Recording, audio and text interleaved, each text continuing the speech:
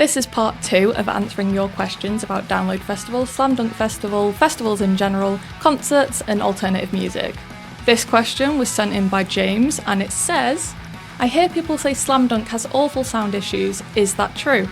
Now, whilst I will say Slam Dunk Festival isn't as big of a festival as Download Festival, so there are going to be some differences in quality of sound, it is still a fantastic experience. I am autistic and I really struggle with overstimulation, and I will say I don't think there's enough distance between the stages, and that results in a lot of sound overlap, and that caused me to have an autistic meltdown in the middle of Slam Dunk Festival on my first ever year of attending it, which was interesting to say the least. But thanks to that experience, I have learnt to wear loops because it's not Slam Dunk's fault that the area isn't quite as big as they need for the stages to be far enough apart. And also, to be fair, they have fixed it a bit in recent years. So last year I didn't really have any issues with overlap. There was like a minor thing with some of the tents because they have to be close together because of the lack of space. But overall, not really an issue. And also, I just have to remember now to bring my loops and not forget them like I tend to. I will say that they do sometimes have some technical difficulties. Sometimes the sound will go a bit crispy, sometimes it'll cut out, sometimes there'll be a bit of crackling and stuff, but it's not that bad. And also, they don't have as big of a budget, like I said, as other festivals. So for the festival themselves, they're pretty good, you know? Like, yes, they have some technical difficulties, they have some sound issues, but everywhere does. It's just how festivals go sometimes. I still would say that Slam Dunk is worth going to and spending your money on because it is an amazing festival. That was part 2 of answering your questions about Download Festival, Slam Dunk Festival, festivals in general, concerts and alternative music. If you have any questions, then just ask them in the comments below and I will get to them as soon as I can.